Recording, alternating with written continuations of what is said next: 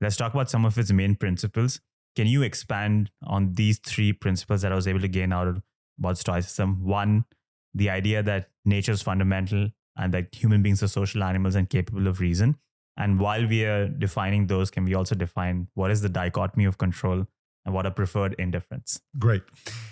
Yeah, basically those cover the very basics of Stoicism. So the Stoic motto is that we should live according to nature. But we need to be careful how to interpret that. Yeah. Because for one thing, they're not saying that everything that is natural is good. Gotcha. There are obviously counterexamples. Poisonous mushrooms are natural, but you don't want to eat them. They're not good for you.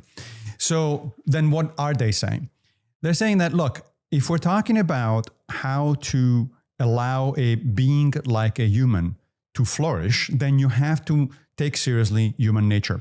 Let me give you an example that has nothing to do with humans for a moment. Let's say that you invite me over here for dinner and I bring you a bottle of wine. And also as a present, I bring you a cactus. Mm-hmm. Now you're responsible for the cactus. And if you don't know anything about cactus nature, that cactus is not going to have a good time. Yep. You might know that, it's a plant, so it wants light and water, which is true. But it's not just a plant. It's a specific kind of plant. And it is in the nature of cactuses to want a lot of light, but little water. Yeah. If you don't know that and you make the mistake of watering them a lot, they're going to die. So the idea that the Stoics put forth is that the same, although a little bit more complicated, is true for human beings. If the question is, how do human beings flourish?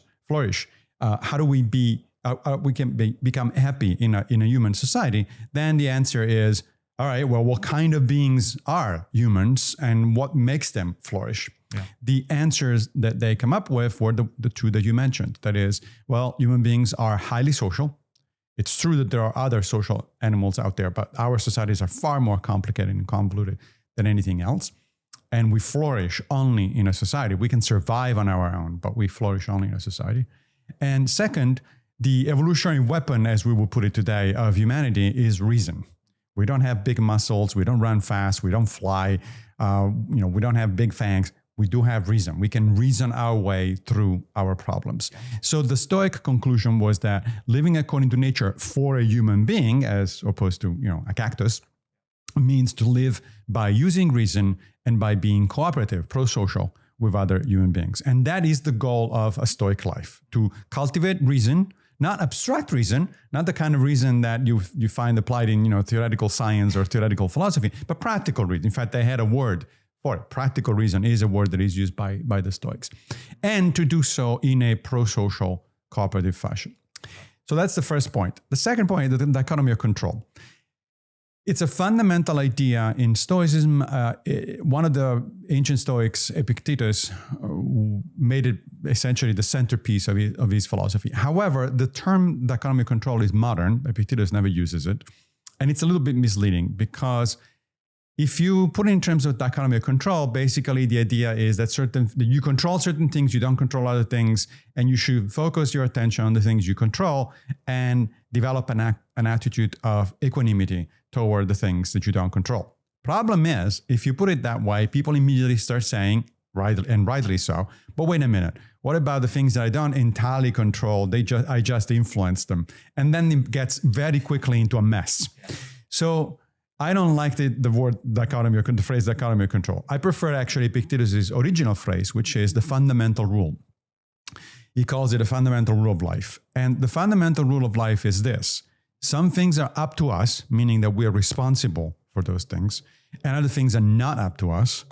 And a good human life is the result of focusing where our agency is effective, so the things that are up to us, and developing an attitude of acceptance or equanimity toward the things that are not up to us. Now, the immediate question, of course, is, okay, and what exactly is up to us and what is not up to us?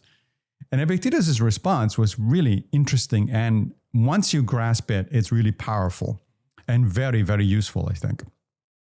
The basic idea is that, look, at the end of the day, that it really is one thing only that it's truly up to us.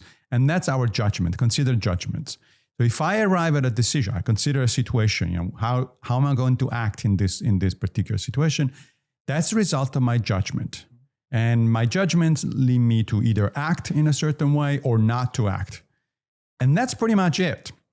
For Epictetus, everything else, meaning the outcomes of my action, are not up to me because they depend on other people, they depend on external circumstances and things like that. Now, let me give you a specific example.